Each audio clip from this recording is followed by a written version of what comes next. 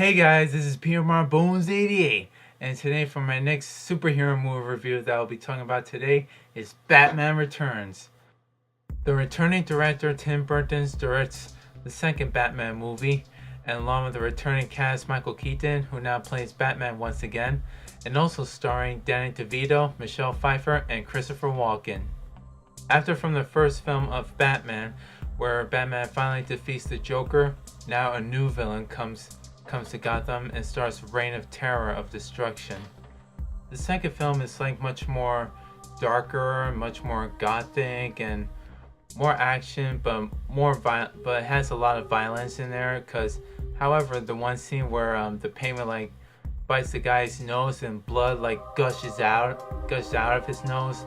At first, I thought it was like, is this movie PG-13 or is it going to be rated R? Because due all the violence and all the explosion, but Tim Burton try like keep the tone like a little down, but not too silly or too violent or too disturbing. Now Batman, he does a lot more. You see a lot more of Batman. He has like more action, more fighting, and this one scene, of course, where he fights off this big strong dude named Red Triangle.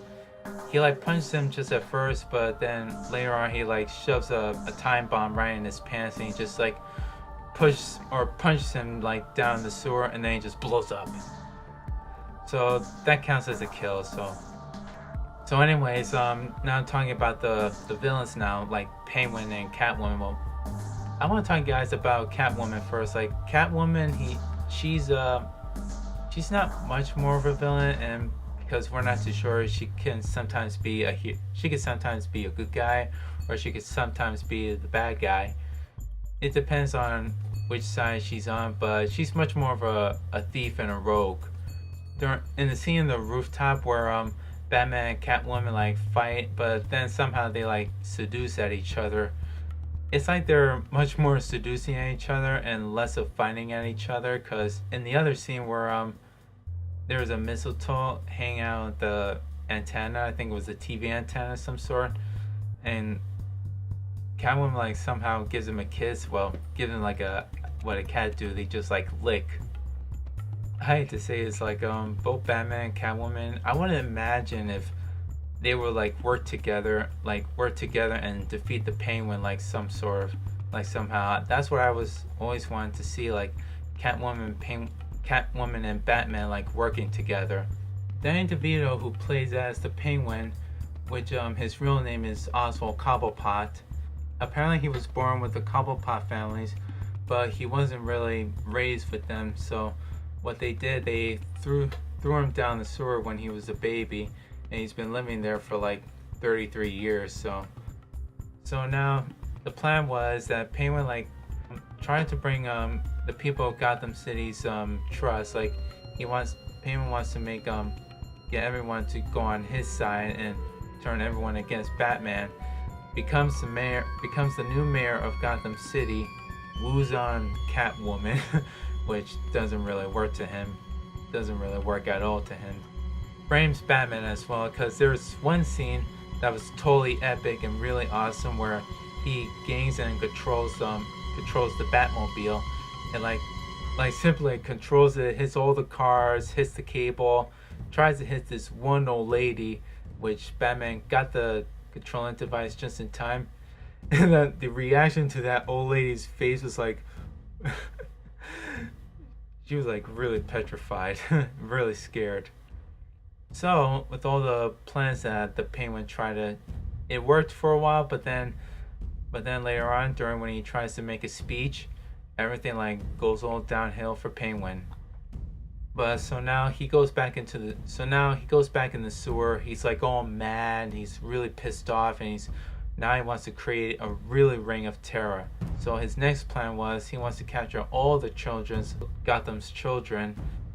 Now I want to go back to Catwoman's story. Before she was Catwoman, her real name was Selena Kyle. She was much more of a sensitive and quiet kind of person.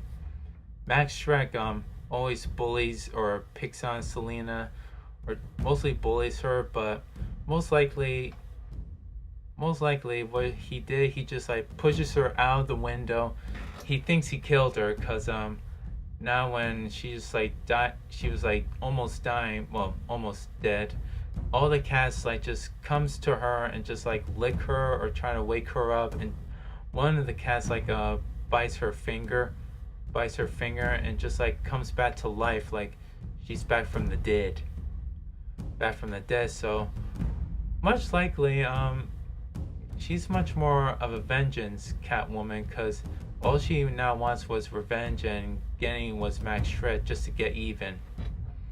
So during almost to that ending scene, when Batman like however interferes, he tries to like convince Catwoman like not to kill, because it's not the way to kill him. Just like so like Batman, however, what he does, he reveals his true identity of who he really was, and big mistake ever, because Max Shred is like right there. Like, dude, you realize he's right there?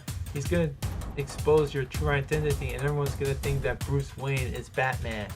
Catwoman, or should I say Selina, who she revealed her true identity as well. So what she does, she picks up a taser Max Shred, like puts him right into his mouth, and someone just like shocks him, just brutally, like alternately, like just kill him and barbecued him. Hardest scene ever, like seeing all Max Shred like all barbecue, and his tongue's like all burned up, like all burned, his eyes is wide, pop open. That's like almost like a horror movie. So this movie, however, Batman Returns, is like a action and dark, gothic, and horror film ever, because this is like much more darker than the first Batman movie. So afterwards, where Batman fights off the Penguin, but somehow all the bats like came out of this bat speeding boat, and just like cat like attacks him, and then he falls down the water, which we all think he was dead. We all think he's dead. And after where Catwoman Selina just like shocks Max Shrek, and Batman tries to find them, see if they were okay or not. He like rises up from the water, and all the black ooze, or the black, I think it was either ooze or blood. It was more like a black oozing kind of weird looking shit. It was like really disgusting. When he picked up the umbrella, which he picked the wrong one. He picked the cute one. He like simply was like losing a lot of blood, and so he just like passed out dead. So flat out dead. So after done talking about this film, it's like really it's like really darker. It's really more gothic, and that's what I like. And that's what I like about these first two Batman movies that Tim Burton directed. It was pretty much more of Tim Burton, what he imagined. It's really more of Tim Burton, Tim Burton's vision, seeing more of the horrifying and the love touch to see what's really coming down for Batman. So to rate this film, I would give it like 85 out of 100. I would say 85 out of 100, but due from the bit of the silliness of a couple of scenes, there were a little silliness, a little cheesy lines sometimes, but it was a great film. I really actually enjoyed Batman Returns, and I own it on DVD and Blu-ray for it. So next time whenever I do another superhero movie review, I'll be talking about is Spider-Man. And the following week I'll be going back to the Superman movie, so I'll be talking about is Superman 3. And this is P.M.R.Bonez88 signing off and saying is peace.